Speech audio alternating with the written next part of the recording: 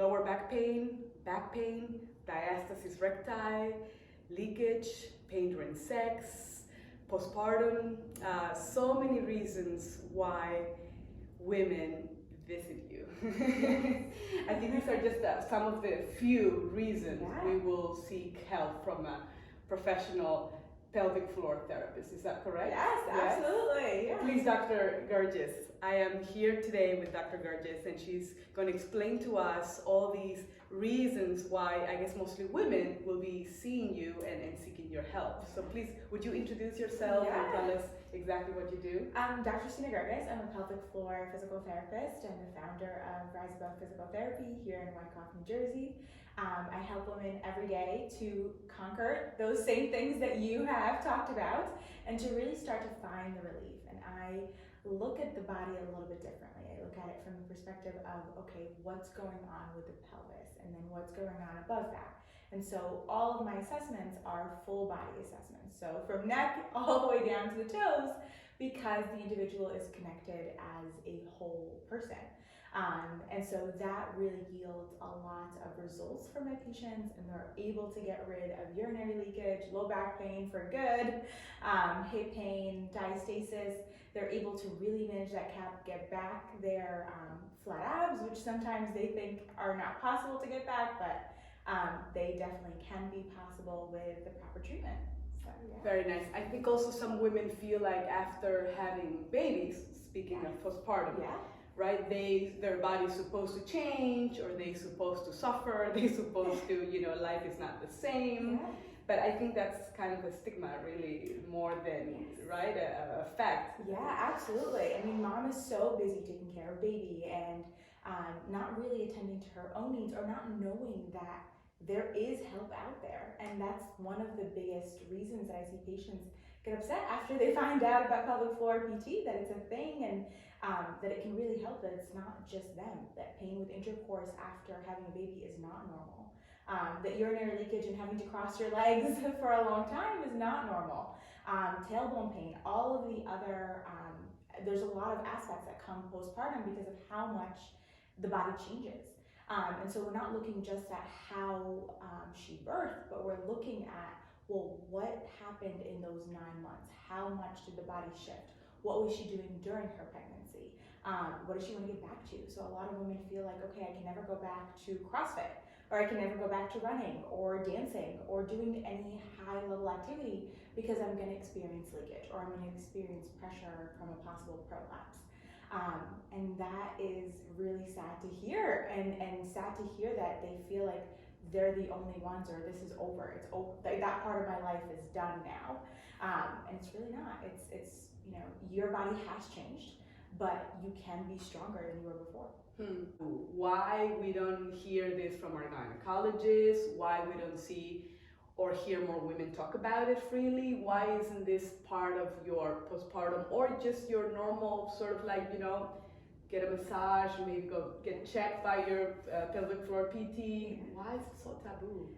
It's very unfortunate that it is, and it's in the past 10 years it's become less taboo, and so now women are starting to speak up about it. Now you can see it on Instagram, you can see it on YouTube, you can see it on different avenues now that it's being advertised on, because so many women have been suffering for so long.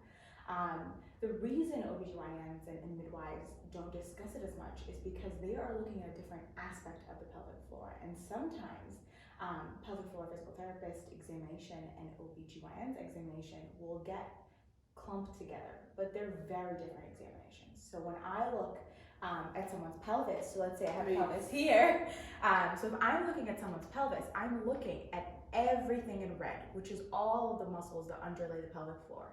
And so the muscles within the pelvic floor go from pubic bone all the way back into their tailbone. And so there's a lot of muscles that encase within this pelvis. And they also sit in 3 different layers. So there's a layer 1, a 2, and a 3 all the way to the back. And so when you're getting a 6-week checkup, depending on your provider, they are not looking at all of these muscles. They are not looking at the hip joints. They are not looking at the back or your SIJ joint that's all back here. They're looking more for medically, how is the healing that's happening down here, or if you would have had a C-section, how is the C-section healing? And so the perspective is different. They're looking more from how are your ovaries, what is going on with your uterus, has it shrunk back?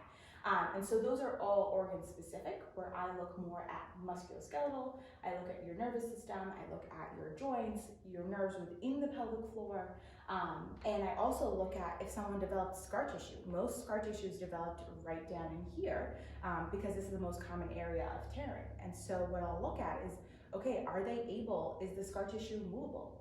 Is it tugging enough that it's tugging on the other pelvic floor muscles? And this is why they have pain with intercourse, because it's very painful down here. They have a lot of sensitivity. I'm looking more at, okay, well, if they're not able to reach an orgasm, what's going on with the muscles up here?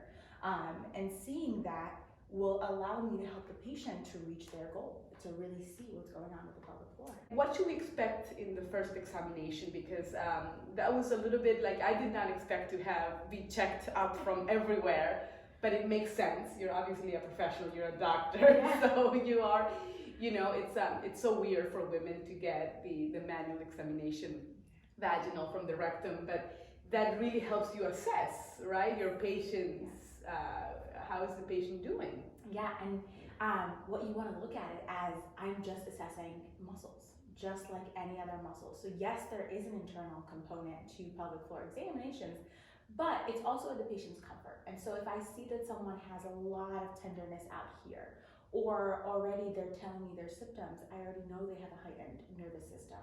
Those are not patients that I'm going to do an internal exam on right away, because there's a lot that I can assess externally. So I can go up to their abdomen and I can work on their muscles there and see what's going on. Is there any restriction?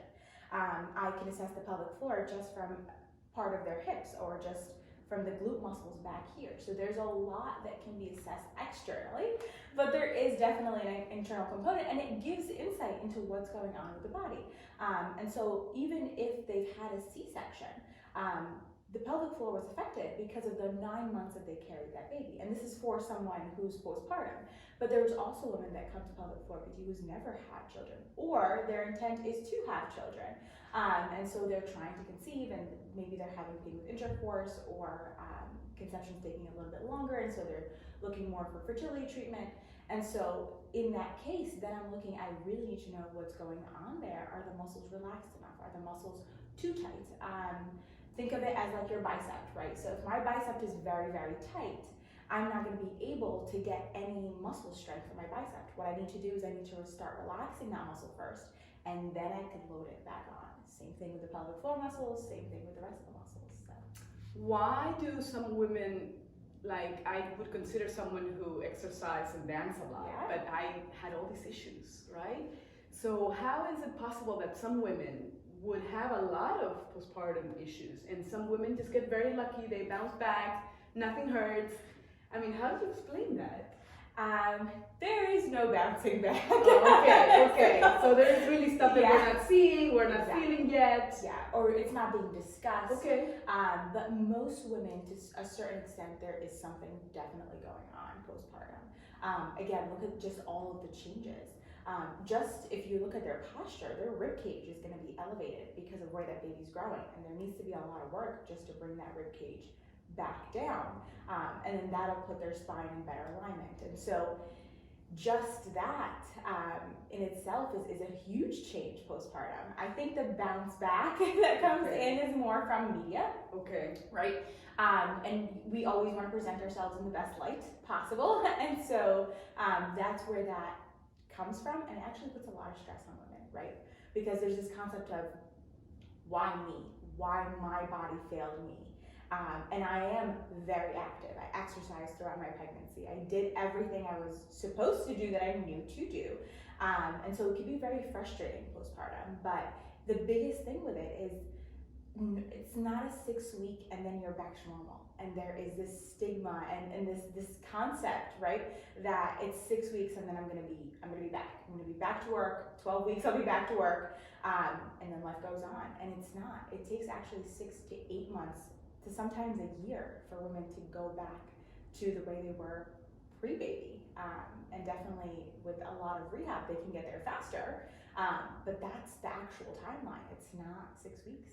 It's not automatic. And Yeah. you need the help, because I think, speaking of wellness, I think diet also, so really knowing the exercises that are good for you. I mean, it's really, we need to continue taking care of ourselves. And sometimes you feel more like a coach to me, right? Especially now in this, I guess it's been a year of my treatment. I feel like, I come here and I get exercises that really help me feel good, as opposed to just the examination or the internal work or whatever we were doing in the beginning.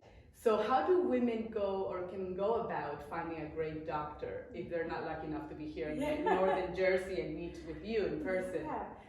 So they can start by Googling their area and looking for a pelvic floor physical therapist.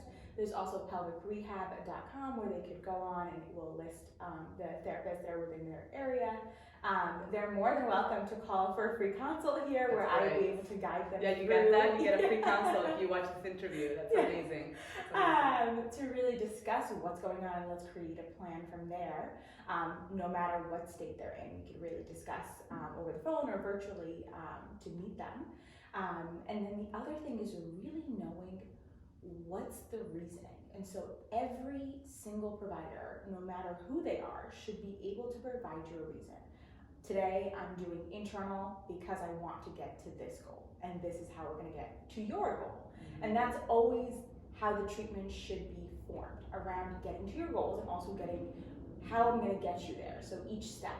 So there should never be, okay, here, take an exercise program, take it home, right? And come back next week. No, that's not how an exercise program should be given. It should be given as, okay, these 4 exercises, these 5 exercises are going to get you to relax your nervous system, and this is how they're going to do it. And that should be explained in every single session. And so it can vary sometimes, because sometimes patients are going to pelvic floor physical therapists, but maybe they're doing more of a biofeedback and they're not seeing a change. And so with my patients, I always ask them, my first question when they walk in is, how are you doing today? How is this week? I want to know, what are our incremental changes? Because there should be little progress that's made from session to session, and that builds on to getting to their goal. Absolutely. Well, you're a very caring doctor, and you really care, you're very concerned about the progression, and I think that is important, because we all want to feel great, and as women, we are very complex. I mean, our structure and our emotions and our hormones, so there's a lot to it. Absolutely. Yeah, absolutely. So this is great. Yeah. And pelvic health is well-rounded, and so pelvic health, I always talk about the foundations. It's nutrition, it's sleep, it's stress, and movement. And the reason so many postpartum moms need pelvic floor physical therapy is all those 4 are typically off. Because they're taking care of their newborn and adjusting to their new life and maybe going back to work right away. And so those 4 pillars of pelvic health are typically stressed in a way, and so their pelvic health is typically affected as well. Of course. Thank you so much, Dr. You're welcome.